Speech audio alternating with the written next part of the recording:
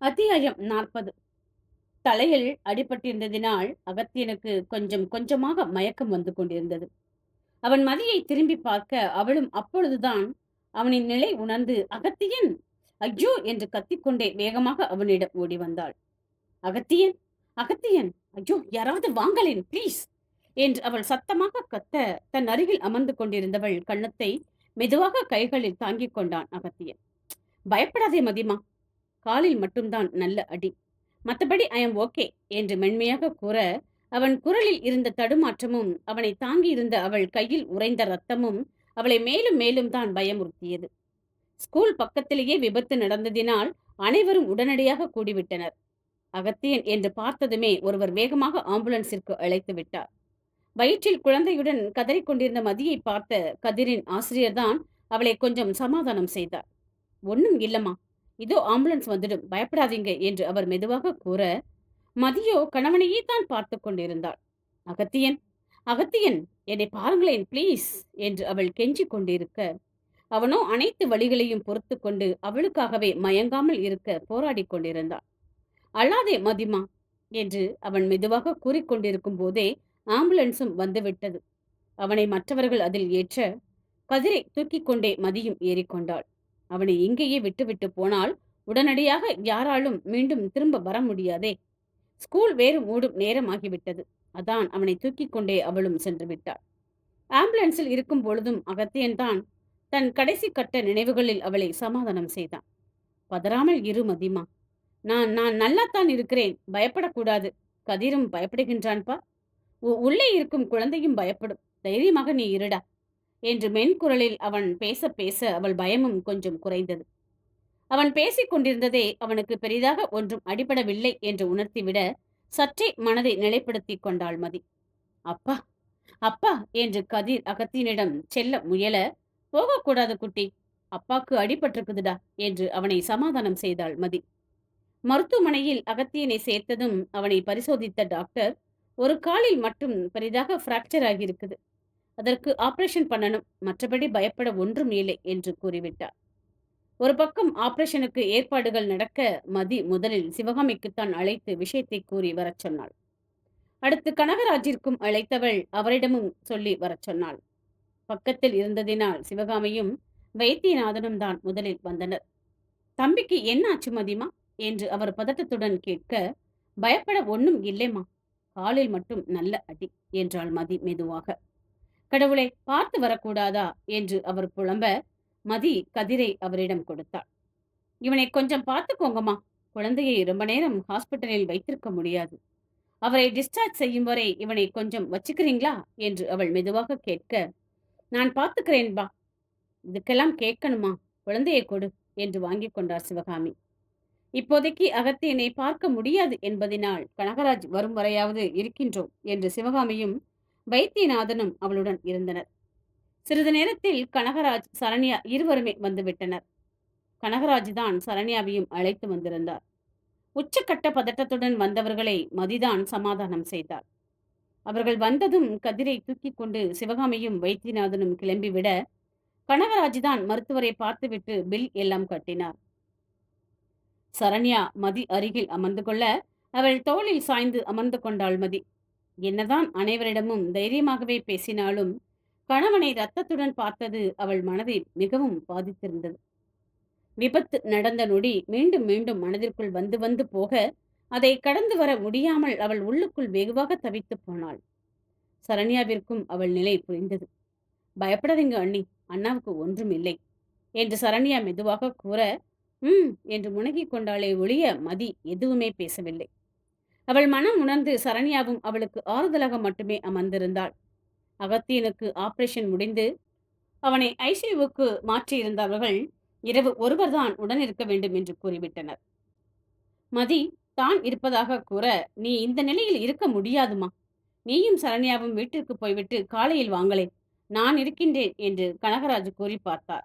மதிதான் கேட்கவில்லை. நான் இருக்கிறேன் மாமா, ப்ளீஸ் நீங்க 2 பேரும் போங்க, ஏதாவது தேவை என்றால் கூப்பிடுகின்றேன் என்று மதி கூறிவிட, அவர்களும் வேறு வழி இல்லாமல் கிளம்பிச் சென்றனர். அகத்தியனுக்கு என தனியாக ஒதுக்கப்பட்டிருந்த அறையில் மதி படுத்துக் கொண்டாள். அவளுக்கு தூக்கம்தான் சுத்தமாக வரவில்லை. காரில் அடிபட்டு அகத்தியன் விழுந்த காட்சியை என்ன முயன்றும் அவளால் ஜீரணித்துக் கொள்ள முடியவே இல்லை. அவளை காப்பாற்றத்தானே வந்தான். எல்லாம் அவளால் தானே. கவனம் இல்லாமல் அவள் நடந்ததினால் வந்த வினைதானே இது. அவன் படுத்து கிடக்கின்றானே இப்பொழுது. என்ன செய்ய? மனமெல்லாம் அழுத்தமாக வலித்தது அவளுக்கு. எங்கே இதயம் நின்று விடுமோ என்று கூட பயமாக போய்விட்டது. மெதுவாக நெஞ்சை நீவிக்கொண்டே படுத்திருந்தாள் மதி. மறுநாள் காலை அகத்தியனை அதே அறையில் கொண்டு வந்து விட்டனர். அவன் விழித்துத்தான் இருந்தான். தலையில் சிறிய கட்டும் இடது காலில் மிகப்பெரிய கட்டும் போடப்பட்டிருந்தது. அவனை விட்டுவிட்டு கம்பவுண்டர் சென்றுவிட மெதுவாக அவன் அருகில் வந்தாள் மதி. வலிக்குதா என்று அவன் காலை பார்த்து கொண்டே அவள் கேட்க, அதிகம் இல்லைடா, பெயின் கில்லர் கொடுத்திருக்கிறாங்க என்றான் அகத்தியன். நீ ரெஸ்ட் எடுத்தாயா? வீட்டிற்கு வேண்டுமானால் போய் தூங்கிவிட்டு வாமா என்று அவன் கூற, இல்லை, சரண்யாவை ட்ரெஸ் எடுத்துவிட்டு வர சொல்லியிருக்கிறேன், இங்கேயே மாத்திக்கிறேன் என்றாள். இருங்க வரேன் என்று சொல்லிவிட்டு உள்ளே சென்றாள். அவன் பல் துளக்க பிரஷ், பேஸ்ட், ஒரு மக்கில் தண்ணீர் எல்லாமே எடுத்து வந்து அவள் கொடுக்க அவனும் ஃப்ரெஷ் ஆகி கொண்டான். மருத்துவமனையிலேயே கொடுத்த உணவை இருவருமே உண்டனர். ரோட்டில் கவனமாக நடக்கணும் மதிமா. நான் இருந்ததால் பரவாயில்லை, நான் இல்லாவிட்டால் என்ன ஆகியிருக்கும்? கவனமாக இருக்கணும்டா என்று அகத்தியன் கூற அவள் அதற்கு என்று முனகி மட்டும் வைத்தாள். அவளுக்கு குற்ற உணர்வில் வார்த்தைகளே வரவில்லை. அதையே யோசித்துக் கொண்டிருக்காதே மதிமா, ஸ்ட்ரெஸ் ஆகும். அவள் மனம் உணர்ந்தே அவன் கூற அதற்கும் அவளிடமிருந்து வெறும் தலையாற்றல் தான் அவனுக்கு பதிலாக கிடைத்தது. அடுத்த சிறிது நேரத்தில் அனைவரும் அவனை பார்க்க வந்து விட்டனர். சிவகாமி, வைத்தியநாதன், கதிரை தூக்கி வந்திருக்க குழந்தையையும் கொஞ்சிக் கொண்ட அகத்தியன் அவர்களிடமும் தனக்கு ஒன்றுமே இல்லை என்று கூறி அனுப்பி வைத்தான். அதேதான் சரண்யா கனகராஜிடமும் தொடர்ந்தது. அவன் நன்றாக பேசவும் தான் அவர்களுக்குமே நிம்மதியாக இருந்தது. அனைவருமே மதியை வீட்டிற்கு போய்விட்டு வர சொல்லியுமே அவள் கேட்கவில்லை. தான் அங்கேயே இருப்பதாக கூறிவிட்டாள். அகத்தியனை டிஸ்சார்ஜ் பண்ண 1 வாரம் ஆகும் என்று கூறி பார்த்தனர். அதுவரை அவளும் நகர மாட்டேன் என்று சொல்லிவிட்டாள். இரவு அகத்தியனும் மதியும் மட்டும்தான் அந்த அறையில் இருந்தனர். இங்கே வா மதிமா என்று அகத்தியன் கூப்பிட கட்டிலில் அமர்ந்திருந்தவள் அவன் அருகில் இருந்த சேரில் வந்து அமர்ந்தாள். ஏண்டி இப்படி இருக்கின்றாள்? அதையே யோசிக்காதே என்று சொல்கிறேன் இல்லையா? குழந்தைக்கு ஏதாவது ஆகிவிடப் போகின்றது மதிமா. ரிலாக்ஸாக இருடா என்றான் அகத்தியன். சாரி, சம்பந்தமே இல்லாமல் அவள் பேசவும் அவளை புரியாமல் பார்த்தான் அவன். என்னால் தானே உங்களுக்கு இப்படி. சாரி, ப்ளீஸ், இனியாவது என்னை விட்டு விட்டு போய்விடுங்களே என்று அவள் மெதுவாக கூற அவன் முகம் கோபத்துடன் இறுகி போயிற்று. ஏண்டா இந்த விபத்தில் சாகாமல் போனோம் என்று என்னை வருத்தப்பட வைக்கின்றாய் மதினி? அழுத்தமாக அவன் கூறியதில் அவள் கண்கள் பெரும் மனபாரத்துடன் கலங்கி போனது. பல்லை கடித்து அழுகையை கட்டுப்படுத்த போராடினாள் மதி. அவள் முகத்தை பிடித்து நிமிர்த்திய அகத்தியனுக்கு அவள் கலக்கத்தை பார்த்து வேதனையாக இருந்தது. இது வெறும் குற்ற உணர்வா மதிமா? அவள் எந்த பதிலும் கூறவில்லை. உண்மையை மனமிட்டு சொல்ல அவளுக்கு இன்னமும் பயமாகத்தான் இருந்தது. என்னை மன்னிக்கவே மாட்டாயா மதி? எனக்காக வேண்டாம், நம் குழந்தைகளுக்காக என்னை ஏற்றுக்கொள்ளக்கூடாதா? எனக்கு நீ வேண்டும் மதிமா. எப்படியாவது அவள் மனதை மாற்றிவிடத்தான் அவனுமே போராடினான். அவன்தான் பிரச்சனை என்றுதான் அவன் நினைத்தான். ஆனால் பிரச்சனை அவனாக இல்லாத போது தீர்வும் அவனாக இருக்க முடியாதே. அவனையே வெறுமையாக பார்த்து கொண்டிருந்த மதி தூக்கம் வருது என்று மெதுவாக கூற அவள் நல்லபடியாக எதுவும் சொல்ல போவது இல்லை என்பது அவனுக்கு புரிந்து போனது. சரிடா, போய் படு என்று சொல்லிவிட்டவன் தானும் அமைதியாக படுத்து விட்டான். 1 வாரத்தில் அகத்தியனை டிஸ்சார்ஜ் செய்து விட்டனர். அதற்குள் அவனுக்கு நடப்பதற்கும் சொல்லிக் கொடுத்திருந்தனர். அடிபட்டிருந்த காலை தரையிலேயே வைக்காமல் ஒற்றை காலில் வாக்கர் உதவியுடன் எப்படி நடப்பது என்று சொல்லிக் கொடுத்திருந்தனர். குறைந்தது 1 மாதத்திற்கு அவன் அதிகம் நடக்கக்கூடாது என்று கூறியிருந்தனர். டிஸ்சார்ஜ் அன்று சரண்யாவும் கனகராஜும் வந்திருந்தனர். டிரைவர் கூட்டிட்டு வந்திருக்கிறோம் அண்ணா, நம்ம வீட்டுக்கே போய்விடலாம் தானே என்று சரண்யா கேட்க மனைவியை பார்த்தான் அகத்தியன். அவளும் அவனைத்தான் பார்த்து கொண்டிருந்தாள். என்னுடன் வருகின்றாயா மதி என்று அவன் நேரடியாகவே கேட்டுவிட அவனை வெறித்து பார்த்தவள் இல்லை என்று மறுப்பாக தலையசைத்தாள். அவள் பதில் சரண்யா கனகராஜ் இருவருக்குமே அதிர்ச்சிதான். அவள் மறுப்பாள் என்று அவர்கள் எதிர்பார்க்கவே இல்லை. ஆனால் அகத்தியன் ஓரளவு இதை எதிர்பார்த்தே இருந்தான். நான் அந்த வீட்டுக்கே போகிறேன் டாட், தனியாகவே இருந்து கொள்வேன், யாரும் என்னுடன் வர வேண்டாம் மனைவியை பார்த்து கொண்டே அகத்தியன் கூறிவிட, ஒரு நொடி அவள் திடுக்கிட்டு போனது அவனுக்கு தெரிந்தது. "தனியாக என்ன செய்வாய் அகத்தியா? உனக்கு 1 மாதத்திற்காவது உதவி தேவைப்பா" என்று கனகராஜ் கூற, "பார்த்துக்கிறேன் டாட்" என்று சுலபமாக முடித்தான் அகத்தியன். "உனக்கு உதவி தேவைப்படும் அண்ணா, புரிஞ்சுக்கோ" என்று சரண்யாவும் கூற, "உங்க வீட்டுக்கு போங்க ப்ளீஸ்" என்றாள் மதி மெதுவாக. அவளையே பார்த்து கொண்டிருந்த அகத்தியனுக்கு முதல் முறை இவளுக்கு தன்மேல் கோபம் தானா என்று சந்தேகம் வந்தது. அவன் மீது கோபம் என்றால் அவள் முகத்தில் வெறுப்போ சங்கடமோ தானே இருக்க வேண்டும். அவள் முகத்தில் இருந்ததெல்லாம் பெரும் தவிப்பு போல் தான் அவன் கண்களுக்கு தெரிந்தது. அவன் போய்விட வேண்டும் என்ற தவிப்பாகவே இருந்தாலும் அது அவன் நன்மையை நாடும் தவிப்பாகத்தான் அவனுக்கு தெரிந்தது. எதற்கும் இனி மனைவியை மேலும் கவனமாக கண்காணிக்க வேண்டும் என்று நினைத்துக் கொண்டான் அகத்தியன். அத்தியாயம் 41. கனகராஜும் சரண்யாவும் எத்தனை சொல்லியும் அகத்தியன் கேட்கவில்லை. அந்த வீட்டிற்குத்தான் போவேன் என்று உறுதியாக நின்று விட்டான். ஏன், மதி கூட சொல்லி பார்த்தாள். அவளை அழுத்தமாக பார்த்தானே ஒழிய அவள் வார்த்தைக்கு அவன் ஒரு மதிப்பும் கொடுக்கவில்லை. சரண்யா மதியிடமும் கெஞ்சி பார்த்தாள். "நீங்களாவது வாங்களேன் அண்ணி, அண்ணா தனியா எப்படி இருக்க முடியும்" என்று அவள் கேட்டபோது, "நான் கதிரை பார்த்துக்கிறேன், உங்க அண்ணாவை எப்படியாவது நீங்கள் கூட்டிக் கொண்டு போய்விடுங்கள்" என்று மதியும் கெஞ்சத்தான் செய்தாள். இறுதியாக இருவரையும் மாற்ற முடியாமல் கனகராஜும் சரண்யாவும் ஏமாற்றத்துடன் தான் கிளம்பினர். அகத்தியனை ஒரு வீல் சேரில் வைத்து கார் வரை கொண்டு வந்து விட்டனர். மதி அவன் காருக்கு பின்னாலேயே ஒரு ஆட்டோவில் வந்து சேர்ந்தாள். அகத்தியன் வந்தபோது அவன் வீட்டு வாசலிலேயே சிவகாமியும் வைத்தியநாதனும் காத்திருந்ததினால் அவன் இறங்கவே வைத்தியநாதன் தான் உதவினார். அவர் உதவியுடன் வீட்டிற்குள் வந்தவன் தன் அறையில் இருந்த கட்டிலில் வந்து கால் நீட்டி அமர்ந்து விட்டான். மதி வெளியிலேயே நின்றுவிட, "அவளை வரச் சொல்லுங்கம்மா" என்று சிவகாமியிடம் கூறிவிட்டு கதிரை வாங்கி கொண்டான் அகத்தியன். சிவகாமியும் வெளியே வந்து, "உன்னை தம்பி கூப்பிடுறான்மா, வாமா" என்று அழைத்து வந்தார். அவள் அமைதியாக வந்து நிற்க, "கதிரை மட்டுமாவது நீ பார்த்து கொள்ள முடியுமா மதி? இல்லை என்றால் அவனை சரண்யாவிடம்தான் நான் விட வேண்டும். நாம் இருவருமே இல்லை என்றால் அவன் ரொம்பவுமே ஏங்கி போவான்" என்று அகத்தியன் கேட்க, "கதிரை நான் பார்த்துக் கொள்வேன்" என்றாள் மதி. "நீ வேலைக்கு போகும்போது அவள் வேலைக்கு போகும்போது நான் பார்த்துக்கிறேன்பா" என்றார் சிவகாமி. "எனக்கு ஏதாவது உதவி செய்வாயா" என்று அகத்தியன் அடுத்த கேள்வி கேட்க, தலை குனிந்து கொண்டே மறுப்பாக தலை அசைத்து விட்டாள் மதி. "நீங்கள் உங்கள் வீட்டிற்கு" என்று அவள் மெதுவாக தொடங்க, "இவனை பிடி" என்று கதிரை அவள் கையில் கொடுத்தவன், "நீ போ" என்று முடித்துவிட, குழந்தையை அழுத்தமாக பிடித்து கொண்டவள் அவனை நிமிர்ந்து பார்த்துவிட்டு சென்று விட்டாள். அவள் கண்கள் ஏதோ செய்தி சொன்னது. அதை படிக்கத்தான் அகத்தியனுமே முயன்றான். "உனக்கு சாப்பாடு நான் செய்து தருகிறேன் தம்பி, நானே கொண்டு வந்து தரேன். மற்ற உதவிகளுக்கு ஒரு ஆள் போட்டுக்கோங்க." மதி ஏன் இப்படி செய்கின்றாள் என்று தெரியவில்லை.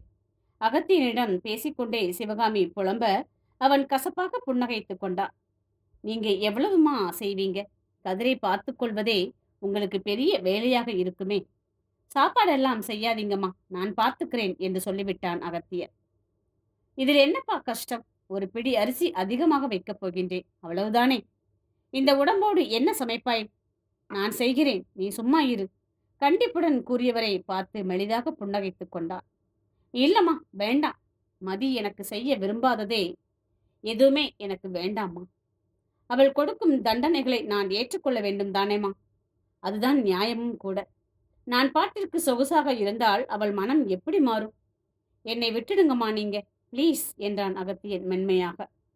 "சொன்னால் கேளேன் தம்பி, நான் வேண்டுமானால் அவளிடம் பேசுகிறேன்." "இல்லம்மா, ப்ளீஸ் வேண்டாம். நான் மெஸ்ஸில் சாப்பாடு சொல்லிக்கிறேன். ஒன்றும் பிரச்சனை இல்லை, விடுங்க" என்று அவன் முடித்து விட்டான். வைத்தியநாதனும் பேசித்தான் பார்த்தார். அவன் எதற்குமே மசியவில்லை. கணவன் மனைவி இருவருமே உறுதியாக இருந்ததினால் பெரியவர்களுக்கும் என்ன செய்வதென்று தெரியவில்லை. கதிரை இரவு தூங்க வைத்த மதி மெதுவாக வெளியே வந்து அகத்தியனின் வீட்டைத்தான் பார்த்து கொண்டிருந்தாள். இரவு சாப்பாட்டிற்கு என்ன பண்ணுவானோ? அந்த காலை வைத்துக்கொண்டு அவனால் சமைக்க முடியுமா என்று ஏதேதோ கேள்வி அவளுக்குள் குடைந்து கொண்டே இருந்தது. "என்ன பார்க்கிறாய்?" என்ற சிவகாமியின் குரலில் திடுக்கிட்டு திரும்பினாள் மதி. அவருக்கு நைட்டு சாப்பாடு" என்று அவள் தயங்கி தயங்கி கேட்க, "செய்து கொடுக்க வேண்டியதுதானே" என்றார் அவர் பட்டென்று. அதில் மறுப்பாக தலையசைத்துக் கொண்டவள் தன் செயலுக்கு சம்பந்தமே இல்லாமல் அவன் வீட்டைத்தான் கவலையுடன் பார்த்து கொண்டிருந்தாள். உனக்கு என்னதான் மதி பிரச்சனை? அதான் அவனால் முடியாது என்று தெரிகின்றது தானே! பின்ன ஏன் நீ இப்படி செய்கின்றாய்? அகத்தியன் போலவே அவருக்கும் அவள் செயல்கள் குழப்பமாகத்தான் இருந்தது. அதே நேரம் அகத்தியன் வீட்டிற்குள் ஒருவன் ஒரு கவருடன் சென்றுவிட்டு வர, அவனை பார்த்ததுமே அவன் மெஸ்ஸின் ஆள் என்று அவளுக்கு புரிந்துவிட்டது. அதில் அவள் நிம்மதியுடன் மூச்சு விட்டுக் கொள்ள, ரொம்ப சந்தோஷப்படாதே என்றார் சிவகாமி. தம்பி நிறைய மாத்திரை சாப்பிடும். இந்த நேரத்தில் வெளி சாப்பாடு ஒத்துக்கொள்ளுமா? தெரியவில்லை. நான் செய்து தருகிறேன் என்று சொன்னாலும் பிடிவாதமாக மறுத்து விட்டாச்சு. கணவனும் மனைவியும் உங்கள் பிடிவாதத்தில் மட்டும் ஒற்றுமையாக இருக்கிறீங்க. போய் தூங்கு போ. ரொம்ப நேரம் நிற்காதே நீயும் என்று சொல்லிவிட்டு சிவகாமி சென்றுவிட, மீண்டும் மனதில் முளைத்துவிட்ட புது கவலையுடன் உள்ளே சென்றாள் மதி. சிவகாமி சொன்னதுதான் நடக்கவுமே செய்தது. நிறைய மாத்திரைகள் எடுத்ததினால் அகத்தியனுக்கு வெளி சாப்பாடு ஒத்துக்கொள்ளவில்லை. 2 நாள் தான் ஒழுங்காக சாப்பிட்டான். 3ஆம் நாள் ஒரே வாந்தியாக போய்விட, அந்த காலை வைத்துக்கொண்டு ரொம்பவும் கஷ்டப்பட்டு விட்டான். எழுந்து எழுந்து வாஷ் பேஷன் வரை சென்று வருவது அவனுக்கு மிகவும் சிரமமாக இருந்தது. ஏற்கனவே அதிகம் நடக்கக்கூடாது என்று தண்ணீர் உட்பட ஒரு 2 லிட்டர் பாட்டிலில் பிடித்து வைத்துக் கொண்டு அமர்ந்து விடுவான். இதில் உடல் உபாதை அன்று அவனை அது வெகுவாக படுத்து விட்டது. வெளி சாப்பாடு ஒத்துக்கொள்ளவில்லை என்று அவனுக்கே புரிந்து போனது. ஒரு நாள் அவதிப்பட்டவன் இனி அதை தினமும் சாப்பிட முடியாது என்பதை தெளிவாக புரிந்து கொண்டு முடிவெடுத்து விட்டான். மறுநாளில் இருந்து மதியத்திற்கு தயிர் சாதம் மட்டுமே அனுப்புமாறு மெஸ்ஸில் கூறிவிட்டான். அந்த மெஸ்ஸில் வேலை செய்யும் பையனிடம் பணம் கொடுத்து கொஞ்சம் பழங்கள் மட்டும் வாங்கி வரச் சொன்னவன் காலையிலும் இரவிலும் அதை மட்டும் சாப்பிட்டுக் கொண்டான். பசித்ததுதான், என்ன செய்ய முடியும்? பொறுத்து கொண்டான். சமைக்கின்றேன் என்று காலிற்கு வேலை வைத்தால் அது சரியாகாது. ஒழுங்காக ஓய்வெடுத்தால்தான் 1 மாதத்தில் கொஞ்சம் வாக்கரில் இருந்து ஸ்டிக்கிற்காவது மாறலாம் என்று சொல்லி இருந்தனர். அதான் அத்தியாவசிய தேவை தவிர அவன் எதற்குமே எழுந்து செல்லவில்லை. 1 வாரம் இப்படியே ஓடியது. அன்றுதான் மதிக்கு கொஞ்சம் ஓய்வு கிடைத்திருந்தது. அன்று வரை கணவன் ஒழுங்காக சாப்பிட்டு ஓய்வெடுக்கின்றான் என்றுதான் அவள் நினைத்துக் கொண்டிருந்தாள். அதிலேயே தனியாக என்ன செய்கின்றானோ என்ற பயம் அவளுக்கு இருந்து கொண்டேதான் இருந்தது. அன்று பகலில் கதிர் தூங்கிய போது வெளியில் வந்து நின்று அகத்தியின் வீட்டைத்தான் அவள் எட்டி எட்டி பார்த்து கொண்டிருந்தாள். சரியாக அது மதிய சாப்பாடு வரும் நேரம். மெஸ் பையன் உணவை கொடுத்துவிட்டு வந்ததுமே அவனை அழைத்தாள் மதி. சொல்லுங்கக்கா என்று அவன் வந்து நிற்க, அவருக்கு சாப்பாடு ஒத்துக்கொள்கின்றதாடா? ஒன்றும் பிரச்சனை இல்லையே என்று மதி கேட்க, தெரியலக்கா, ஆனா 3 வேளையும் வேண்டாம்னு சொல்லிட்டாரு. மதியம் தயிர் சாதம் மட்டும்தான் வாங்குறாரு இப்போ என்றான் அவன். இன்று மட்டுமாடா? இல்லக்கா, 4 நாளா அப்படித்தான் வாங்குறாரு என்று சொல்லிவிட்டு அவன் சென்றுவிட, அவளுக்குத்தான் திக்கென்றிருந்தது. நன்றாக இருப்பான் என்று நினைத்தாளே, ஏன் வாங்குவதை நிறுத்தினான் அவன்? அவனாலும் சமைக்க முடியாதே. சிவகாமையும் கொடுப்பது போல் தெரியவில்லையே. என்ன செய்கின்றான் இவன் என்று புரியாமல் தவித்து போனாள் மதி. அதற்கு மேலும் அவளால் அமைதியாக இருக்க முடியவில்லை. தன் எண்ணங்கள் அனைத்தையும் முயன்று ஓரம் கட்டியவள் நேராக சிவகாமியிடம் தான் சென்றாள். அம்மா, கதிர் தூங்குறான். கொஞ்சம் அவனை பார்த்துக்கோங்க. நான் அவரை பார்க்க போகிறேன் என்று மதி கூற, அதிசயமாக அவள் கணவனை பார்க்க போகின்றேன் என்று சொன்னதில், சரிடா, நான் பார்த்துக்கிறேன் என்று உடனடியாக கூறிவிட்டார் சிவகாமி. மதி அகத்தியன் வீட்டிற்குள் வந்தபோது அவன் கட்டிலில் அமர்ந்து சாப்பிட்டுக் கொண்டுதான் இருந்தான். அவள் வந்ததை கவனித்தவன், வா மதி என்று அழைக்க, ஒரு சேரை எடுத்து போட்டுக்கொண்டு அவன் அருகில் அமர்ந்தாள் மதி. சாப்பாடு ஒத்துக்கொள்ளவில்லையா என்று அவள் மெதுவாக கேட்க, அவளை ஒரு நொடி குழப்பத்துடன் பார்த்தான் அகத்தியன். இவளுக்கு எப்படி தெரியும் என்று யோசித்தவன், ஆமாடா என்று மட்டும் கூறி வைத்தான். அவனை நேராக பார்த்தவளுக்கு கதறலை கட்டுப்படுத்திக் கொள்வது பெரும் பாடாக இருந்தது. ஒரே வாரத்தில் ஆளே பாதியானது போல் இருந்தான் அவன். பின்ன ஒரு வேளை மட்டும் சாப்பிட்டுக் கொண்டிருந்தான். உடம்புதான் என்ன ஆகும்? பழங்கள் சாப்பிடுகிறேன் மதி. தன்மேல் படிந்த அவள் பார்வையை உணர்ந்து அகத்தியன் கூற, அது மட்டும் எப்படி பத்தும் என்றுதான் அவளுக்கு தோன்றியது. உங்கள் வீட்டுக்கே போங்களே, இந்த சாப்பாடு பிரச்சனை இருக்காதே முயன்று தன்னை கட்டுப்படுத்தி கொண்டு அவள் கூற, பரவாயில்லை மதி, இந்த அளவு கூட அவதிப்படாவிட்டால் எப்படி? பிராய்ச்சித்தமாக இருந்துவிட்டு போகட்டுமே என்றான் அகத்தியன் சாதாரணமாக. உங்கள் வீட்டிற்கு நீங்கள் போக மாட்டீங்களா? நீ இல்லாமல் போகவே மாட்டேன் மதி தெளிவாக கூறியவனை சலிப்புடன் பார்த்தாள் மதி. இப்படி சாப்பிடாமலேயே இருக்க போறீங்களா? அவள் கேள்விக்கு அவன் மெலிதாக சிரித்துக் கொண்டான். அவன் சிரிப்பே அவன் மாறப்போவது இல்லை என்பதை தெளிவாக உணர்த்திவிட்டது. இந்த அடம் தேவைதானா? வெறுமையாக கேட்டவளை புன்னகை மாறாமல் பார்த்தவன், நான் என் மனைவி போல் என்று கூறி கண்ணடிக்க அவள் அமைதியாக எழுந்து விட்டாள். எதுவும் பேசாமல் செல்பவளை பார்த்த அகத்தியனின் முகம் பெரும் யோசனையுடன் சுருங்கி போயிற்று. நிச்சயம் இது கோபம் மட்டும் இல்லை என்று திடமாக அவனுக்கு தோன்றத் தொடங்கியது. அத்தியாயம் 42. அடுத்த நாளிலிருந்து அகத்தியனுக்கும் சேர்த்து மதியே சமைத்தாள். காலையில் வேலைக்கு போகும் முன்பு அவன் வீட்டிற்கு வந்தவள் அவன் கட்டிலுக்கு அருகிலேயே டிஃபன் லஞ்ச் பாக்ஸ் எல்லாம் வைக்க, எனக்காக செய்தாயா என்ன? பரவாயில்லை மதி, நீ சிரமப்படாதே. அதான் ஒருவேளை ஒழுங்காக சாப்பிடுகின்றேனே, போதும். ஒரு மாதம் தானே, சமாளித்துக் கொள்வேன் என்று அகத்தியன் கூற, பேசாமல் ஒழுங்கா சாப்பிடுங்க என்று மட்டுமே மதி கூறினாள். திரும்ப போனவள் கையை அவன் அழுத்தமாக பிடிக்க, அதில் தடுமாறி அவன் தோளை பற்றி கொண்டு நின்று விட்டாள் மதி. உனக்கு என்மேல் கோபம் இருக்கின்றதா இல்லையா மதிமா?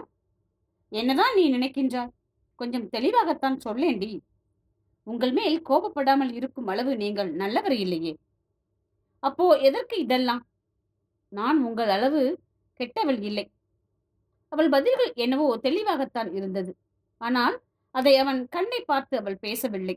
வேறு எங்கேயோ பார்த்து கொண்டல்லவா சொல்லிக் கொண்டிருந்தாள். என்னை பார்த்து கூட நீ பதில் சொல்லலாமே மதி. அவளை ஆராய்ந்து கொண்டே அவன் கேட்க, பார்த்து கவனமாக இருங்க என்று சொல்லிவிட்டு அவள் வேகமாக சென்று விட்டாள். அன்றிலிருந்து தினமும் இதே கதைதான் தொடர்கின்றது. காலையில் வந்து காலை மதியத்திற்கான உணவை கொடுப்பவள் இரவும் அதே போல் வந்து கொடுத்துவிட்டு போய்விடுவாள். அவன் ஏதாவது பேச முயன்றாலுமே பெரிதாக பதில் இருக்காது. அவள் பின்னால் அவனால் ஓட முடியாத ஒரே காரணத்தினால் அவள் தப்பித்துக் கொண்டிருந்தாள். ஒரு மாதத்திற்கு மேல் இப்படியேதான் ஓடிக்கொண்டிருந்தது. இடையில் சரண்யாவும் கனகராஜும் வந்து பார்த்தபோது அகத்தியன் எந்த பிரச்சனையும் இல்லாமல் இருந்தது அவர்களுக்கும் நிம்மதியாகவே இருந்தது. அன்று அலுவலகம் வந்திருந்த சரண்யாவை அழைத்து அவளிடம் அகத்தியன் பற்றி விசாரித்தான் வில்லியம்ஸ். சரண்யா மூலம் அகத்தியனுக்கு விபத்து நடந்தது வில்லியம்ஸிற்கும் தெரிந்து போயிருந்தது. அவனுக்கும் அகத்தியனை நேரில் பார்க்க வேண்டும் என்று ஆசையாக இருந்ததுதான். ஆனால் தான் நேரில் சென்றால் அவன் டென்ஷன் ஆவது தான் மிச்சமாக இருக்கும் என்பதனால் சரண்யாவிடம் மட்டுமே அவன் விசாரித்துக் கொண்டிருந்தான். அகத்தியன் எப்படி இருக்கின்றான் Charan? Is he okay now? நடக்கின்றானா? காலுக்கு ஒன்றும் பிரச்சனை இல்லையே? படபடப்புடன் கேட்டவனை நெகிழ்வுடன் பார்த்தவள், ஒன்றும் பிரச்சனை இல்லை வில்லியம். அண்ணி சமைச்சு கொடுக்கறாங்க. பக்கத்துக்கு வீட்டில் இருக்கிறவங்க குழந்தையை பார்த்துக்கிறாங்க. ஸோ எல்லாமே ஓகே தான். மதியழகி மனம் மாறவே இல்லையா சரண்யாமா? இத்தனைக்கு பிறகுமா அவங்களுக்கு அகத்தியன் மேல் கோபம்? அதுதான் எனக்கும் புரியவில்லை வில்லியம். அண்ணி இத்தனை அழுத்தம் என்றெல்லாம் எனக்கு தெரியாது. ஆனால் அண்ணா அதை சரி பண்ணி விடுவார் என்று தோணுகின்றது வில்லியம். எந்த இடத்திலும் அண்ணா அண்ணியை விட்டுத்தர தயாராக இல்லை. அதுவே அவங்களை சேர்த்து வைக்கும் என்று நம்புகின்றேன். சேர்ந்துருவாங்கல்ல? கவலையுடன் கேட்டவனை பார்த்தவள், கண்டிப்பா சேர்ந்துருவாங்க. எனக்கு நம்பிக்கை இருக்குது வில்லியம். கொஞ்சம் பொறுங்க. அதற்குள் நம் கல்யாணத்துக்கு உங்களுக்கு அவசரமா என்று விளையாட்டாக அவள் கேட்க, ஒரு நொடி ஒன்றும் புரியாமல் விழித்தவனுக்கு மெதுவாகத்தான் அவள் சொன்னது புரிந்தது. சரண் என்று அவன் சிரித்துவிட, இப்போதான் அழகா இருக்கிறீங்க என்று மேலும் அவனை வம்பிழுத்து சிரிக்க வைத்துவிட்டே சரண்யா சென்றாள். இப்போது அகத்தியன் கால் நன்றாகவே கொஞ்சம் குணமாகி இருந்தது. ஒரு ஸ்டிக் மட்டும் பாதுகாப்பிற்கு வைத்துக்கொண்டு அடிப்பட்ட காலில் 100% கனம் மட்டும் கொடுக்காமல் நடக்கச் சொல்லி இருந்தனர். அவனும் அதற்கு மேல் வீட்டில் இருக்காமல் அலுவலகம் செல்ல தொடங்கிவிட்டான். கதிரையும் மீண்டும் தன்னுடனேயே வைத்துக் கொள்ள தொடங்கியிருந்தான். காருக்கு மட்டும் சில நாட்களுக்கு டிரைவர் போட்டுக்கொண்டான். காலை அலுவலகம் கிளம்பி கொண்டிருந்தவன் காலை உணவை முடித்துக்கொண்டு வெளியில் வந்த பொழுது மதி வீட்டு கதவு திறந்தே இருந்தது. பொதுவாக இந்த நேரத்திற்கு வேலைக்கு போய்விடுபவள் வீட்டிலேயே இருக்கவும் அவனும் குழப்பத்துடன் நின்று விட்டான். நேராக அவன் மதி வீட்டை நோக்கி வர சிவகாமி அப்பொழுதுதான் வீட்டில் இருந்து வெளியே வந்தார். அவனை பார்த்ததும், இன்னும் கிளம்பவில்லையா தம்பி என்று அவர் கேட்க, மதி போகவில்லை போலமா? நான் அவளை பார்க்கிறேன் என்றான் அகத்தியன். அப்பொழுதுதான் மதியின் வீட்டை கவனித்தார் அவர். ஓ, அவளும் போகவில்லையா? சரிப்பா, நீ போய் பாருப்பா. நீ கதிரை என்னிடம் கொடு. என்னுடன் அவன் இருக்கட்டும் என்று அவர் வாங்கிக் கொள்ள, அவனும் கதிரை அவரிடம் கொடுத்துவிட்டு மதியின் வீட்டிற்குச் சென்றார். அவள் ஹாலில் தான் அமர்ந்திருந்தாள். சோஃபாவில் அமர்ந்து காலை எதிரில் இருந்த சிறிய ஸ்டூலில் வைத்துக் கொண்டிருந்தவள் முகமே சரியாக இருக்கவில்லை. என்ன பண்ணது மதிமா என்று கேட்டுக்கொண்டே அகத்தியன் வேகமாக அவள் அருகில் வர, அவனை எதிர்பார்க்காமல் ஒரு நொடி திகைத்து போனவள் பின்பு ஒண்ணுமில்லை என்றாள் மெதுவாக. என்ன ஒண்ணுமில்லை? உன் முகமே சரியில்லையேடி. மதி, என்ன பண்ணது சொல்லுடி. எங்காவது வலிக்குதா என்றவன் அவள் வயிற்றை தொட்டு பார்த்தான். அவனுக்கு ஒன்றும் தெரியவில்லை. மதிமா, இதிலெல்லாம் அடம்பிடிக்க கூடாது. ஒழுங்கா என்ன செய்கிறது என்று சொல்லு என்றான் அகத்தியன் சற்றே அதட்டலாக. அவன் அதட்டலுக்கு எல்லாம் அவள் கொஞ்சமும் பயப்படவில்லை. ஒன்னும் இல்லை, நீங்க போங்க என்றவள் மீண்டும் கூற, அவனுக்கோ பயமும் கோபமும் போட்டி போட்டு கொண்டு வந்தது. மதிமா, நீ நன்றாக இருந்தால் எப்படி இருப்பாய் என்று எனக்கு தெரியும். உனக்கு வலிக்கின்றது என்று எனக்கு புரிகின்றது. எங்கே வலிக்கின்றது என்பதுதான் புரியவில்லை. நீ சொல்லு மதி. எனக்கு எங்கே வலித்தால் உங்களுக்கு என்ன? உங்கள் வேலையை பார்த்துட்டு போங்க. ஏதாவது முடியவில்லை என்றால் சிவகாமி அம்மாவிடம் நான் கேட்டுக்கொள்கிறேன். என் பக்கம் நீங்க வராதீங்க என்று ஒரு முறை சொன்னால் உங்களுக்கு புரியாதா? மதி, நீ இதை எல்லாம் வெறுப்புடன் தான் சொல்ல வேண்டுமா? சம்பந்தமே இல்லாமல் அவன் பேசவும் அவனை திடுக்கிட்டுக் கொண்டு பார்த்தாள் மதி. என்னை துரத்த ஏன் நீ இந்த பாடுபடுகின்றாய்? என்னை திட்டுகிறேன் என்று உன் கண்கள் ஏண்டி கலங்குகின்றது? நான் ஒன்றும் அத்தனை முட்டாள் இல்லை. மதி, நீ என்ன கத்தினாலும் வெறுத்தாலும் நான் போகப் போவது இல்லை. அதை விட்டுவிட்டு இப்பொழுது என்ன செய்கின்றது என்று சொல். ஓ, போக மாட்டீங்களா? எனக்கு பிடிக்கவிட்டாலும் கூடவே இருந்து என் உயிரை வாங்குவதுதான் உங்கள் வேலையா? உங்களிடம் ஏன் என் வழியை சொல்ல வேண்டும்? உங்கள் தொல்லையை தாங்குவதற்கு மொத்தமாக நான் போய் சேர்ந்து விடலாம். மதி! அவள் வார்த்தையில் பெரும் கோபத்துடன் கத்திக்கொண்டே எழுந்து விட்டான் அகத்தியன். அவசரத்தில் ஸ்டிக் இல்லாமல் எழுந்ததில் அவன் தடுமாறி போய்விட, அதில் பதறிக்கொண்டு ஐயோ பார்த்து என்றாள் மதி வேகமாக. அவள் முகத்தருகில் குனிந்தவன், இந்த பதட்டத்திற்கு என்னடி அர்த்தம்? ஏன் என்னை இப்படி சாவடிக்கின்றாய்? நான் பட்ட எதுவுமே உனக்கு பத்தவில்லையா? இன்னும் எத்தனை அவதிப்பட்டால் என்னை நீ மன்னிப்பாய்? சொல்லு. இன்னும் எனக்கு எவ்வளவு வலிக்க வேண்டும் என்று எதிர்பார்க்கின்றாய்? அவள் முகத்தருகில் குனிந்து பெரும் கோபத்துடன் கத்தியவன் வேகமாக நிமிர்ந்து சுற்றி பார்த்தான். அங்கு மேஜை மேல் இருந்த கத்தி கண்ணில் பட, அதை எடுத்தவன் மதி என்னவென்று யோசிக்கும் முன்பு அதை வைத்து வேகமாக தன் கையில் கிழித்துக் கொண்டிருந்தான். மேலும் மேலும் 4-5 முறை வேகமாக தன் கையில் கீறிக்கொண்டவன், போதுமா? இல்லை கை முழுவதும் நான் கீறிக்கொள்ளவா என்று மேலும் கத்தியவன் மேலும் கையில் கீறத் தொடங்க, ஐயோ விடுங்க அகத்தியன், விடுங்க ப்ளீஸ் என்று கதறிக்கொண்டே எழுந்தவள் சரியாக நிற்க முடியாமல் தடுமாற, கையில் இருந்த கத்தியை எறிந்துவிட்டு அவளை தாங்கி பிடித்தான் அகத்தியன். போதுமா மதி? இல்லை வேறு என்ன செய்யட்டும் சொல்லு. என்ன வேணாலும் செய்கிறேன். இது ரொம்ப சின்ன காயமாக உனக்கு தெரிகின்றதா? வேறு ஏதாவது செய்து கொள்ளவா? எத்தனை வேண்டுமானாலும் செய்து கொள்கிறேன். எனக்கு வலிக்கவே இல்லேடி. உன் அமைதி மட்டும்தான் என் உயிரை எடுக்கின்றது.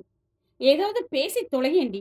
அவளை அணைத்தவாறே பிடித்துக்கொண்டே அவன் கேட்க, அவளோ அவன் முகத்தையே பார்க்காமல் ரத்தம் வடிந்து கொண்டிருந்த அவன் கையைத்தான் பார்த்து கொண்டிருந்தாள். என்னதான் நரம்பு அருகில் அவன் வெட்டவில்லை என்றாலும் அவன் கீறி இருந்த இடங்களில் எல்லாமே நல்ல ரத்தம்.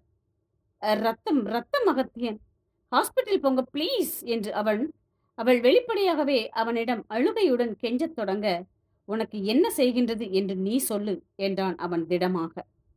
பாவி, அதற்காகவா இத்தனை காயப்படுத்திக் கொண்டான் என்று அவள் அதிர்ச்சியுடன் அவனை பார்க்க, உன் வழி எனக்கு தெரியவில்லை மதி. நான் எப்படி நிம்மதியாக இருப்பது என்று அவள் பார்வைக்கும் அவன் பதில் சொன்னான். நீங்க கை என்று அவள் மீண்டும் தொடங்க, நீ பதில் சொல்லாமல் நான் எதையும் செய்து கொள்ள மாட்டேன். நீ பதில் சொன்னால் அதை பார்ப்பேன் என்றான் அவன். கால் வலி அகத்தியன், கால் ரெண்டும் கொஞ்சம் வீங்கி இருக்குது, அவ்வளவுதான். அதற்காக நீங்க ஐயோ ப்ளீஸ் எனக்கு பயமா இருக்குது. நீங்க ஃபர்ஸ்ட் ஹாஸ்பிட்டல் போங்க என்று அவள் கெஞ்ச, இரு வருகிறேன் என்றவன் அவளை அமர வைத்து விட்டு சென்றான். அவள் வீட்டில் இருந்தே முதல் உதவி பெட்டியை எடுத்துக்கொண்டு வந்தவன், கட்டு போட்டு விடு என்று கையை நீட்ட, அவளும் அழுகையுடன் அவன் காயத்தை மெதுவாக சுத்தப்படுத்தி கட்டு போட்டு விட்டாள். அவள் கண்களை துடைத்து விட்டவன், அழாமல் உட்காரு வருகிறேன் என்று சொல்லிவிட்டு மீண்டும் எழுந்து சென்றான். செல்லும் கணவனை பார்த்து கொண்டே அமர்ந்திருந்தவளுக்கு அம்மனம் எல்லாமே மொத்தமாக அடைத்தது போல் பாரமாக இருந்தது. ஏற்கனவே காலில் பட்ட அடியில் இன்னும் ஸ்டிக் வைத்துதான் நடக்கின்றான். இதில் கையிலும் காயம் வேறு. அவனை ரொம்பவுமே கோபப்படுத்தி விட்டோமோ என்று அவளுக்கு புரிந்து போனது. கோபத்தில் எழுந்து போய் விடுவான் என்றுதான் அவள் நினைத்தாள். இப்படி செய்வான் என்று அவள் கொஞ்சமும் நினைக்கவில்லையே. அவன் பொறுமையும் கரைந்து கொண்டே வருகின்றது என்பது அவளுக்கு புரிந்து போனது. என்னதான் பொறுமை கரைந்து கோபம் வந்தாலுமே எதற்காகவும் கணவன் தன்னை விடமாட்டானோ என்பது அவளுக்கு பெரும் சந்தேகமாகவே இருந்தது. எப்படியாவது அவனை அனுப்பிவிடத்தான் அவள் நினைத்தாள். ஆனால் இன்றைய அவன் செயலை பார்த்த பின்பு அது நடக்கவே நடக்காதோ என்று அவளுக்கு தோன்றிவிட்டது. வெந்நீர் வைத்து எடுத்து வந்திருந்த அகத்தியன் காலை லேசாக தூக்கி மேலே வை மதி என்று கூறிக்கொண்டே ஒரு சேரில் அமர்ந்தான். தன் ஸ்டிக்கை ஓரமாக வைத்தவன் ஒரு துணியை வெந்நீரில் முக்கி மதி காலில் இதமாக வைத்து விட்டான். வீங்கி இருந்த காலுக்கு அவ்வளவு இதமாக இருந்தது அது. இன்னும் 2 வாரம் பிரசவத்துக்கு நாள் இருக்குது இல்லையா மதி? ஒத்தடம் கொடுத்து கொண்டே அவன் கேட்க என்று மட்டும் கூறினாள் மதி. டன். கொஞ்சம் வேலை இருக்குது. ஒரு 3 நாளில் முடிச்சிட்டு அதற்கு பின்பு நான் உன்னுடனேயே இருக்கிறேன். அவள் கண்கள் கணவன் மீதேதான் படிந்திருந்தது. அவன் அவளை சரியாக கவனிக்கவில்லை. அவள் காலில் இருந்த வீக்கத்தை குறைப்பதில்தான் அவன் குறியாக இருந்தான். தன்னால் காயமும் பட்டுக்கொண்டு சிரத்தையாக தனக்கு வைத்தியமும் பார்த்து கொண்டிருக்கும் கணவனை பார்த்து அவள் மனதில் பாரம் ஏறிக்கொண்டே போனது. அவன் ஒத்தடம் வைத்து முடிக்கும் வரை அவள் அவனையே தான் பார்த்து கொண்டிருந்தாள். இப்போ பரவாயில்லையா மதி என நிமிர்ந்து அகத்தியன் கேட்க அதற்கு என்று முனகி வைத்தாள் அவள். வெந்நீர் பாத்திரத்தை ஓரமாக வைத்தவன் எழுந்து வந்து அவள் அருகில் அமர்ந்து அவளை அணைத்துக் கொண்டாள். என்னடா ஆச்சு? நீ என் மேல் கோபமாக மட்டும் இல்லை என்று நன்றாகவே புரிந்துவிட்டது மதி. வேறு என்ன பிரச்சனை? அந்த வான்மதி மீண்டும் ஏதாவது மிரட்டினாளா என்று அகத்தியன் கேட்க அவளோ உள்ளுக்குள் திடுக்கிட்டதை வெளியில் காண்பித்துக் கொள்ளாமல் இருக்க பெரும்பாடுபட்டு போனாள். அகத்தியன் என்று அவள் ஏதோ தொடங்கும் பொழுதே சரியாக அவன் போன் அடித்தது. அவன் பிஏ தான் பேசினான். ஒரு இயக்குனருக்கும் அக்கவுண்ட்ஸ் ஆளுங்களுக்கும் ஏதோ ஒரு பெரிய பிரச்சனை என்று அவன் உடனடியாக வரச் சொன்னான். நீங்களே சமாளிங்க, உங்களுக்கு எதுக்கு சம்பளம் தருகிறேன் என்று அகத்தியன் அவனை திட்டியதற்கும், பிரச்சனை ரொம்ப பெருசு சார், கொஞ்சம் வாங்க சார் என்று அவன் கெஞ்சத் தொடங்க, இருங்க வரேன் என்று எரிச்சலுடன் கூறிவிட்டு போனை வைத்து விட்டான் அகத்தியன்.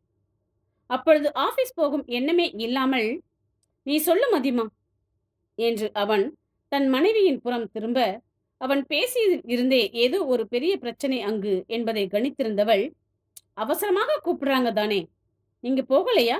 நீங்க போங்க, நாம் அப்புறம் பேசிக்கலாம் என்று கூற, உன்னை விட எதுவுமே எனக்கு முக்கியமில்லை மதி, நீ சொல்லு என்றான் அவன். மீண்டும், நீங்க வந்ததும் நான் கண்டிப்பாக சொல்கிறேன் அகத்தியன், அங்கே பார்த்துட்டு வாங்க ப்ளீஸ், எல்லாத்துக்குமே அடம் பிடிக்காதீங்க என்றாள் மதி. அது இருக்கட்டும் மதி என அவன் மனம் இல்லாமல் கூற, ஏதோ பெரிய பிரச்சனை என்றுதானே அவ்வளவு சொல்கின்றார், நான் எங்கே போகப் போகிறேன்? வேண்டுமென்றால் கதிரை என்னிடம் விட்டு போங்க, என்னை பற்றிய பயம் உங்களுக்கு இல்லாமல் இருக்கும் என்றாள் மதி. அவள் சொல்வதும் அவனுக்கு சரியாகத்தான் பட்டது.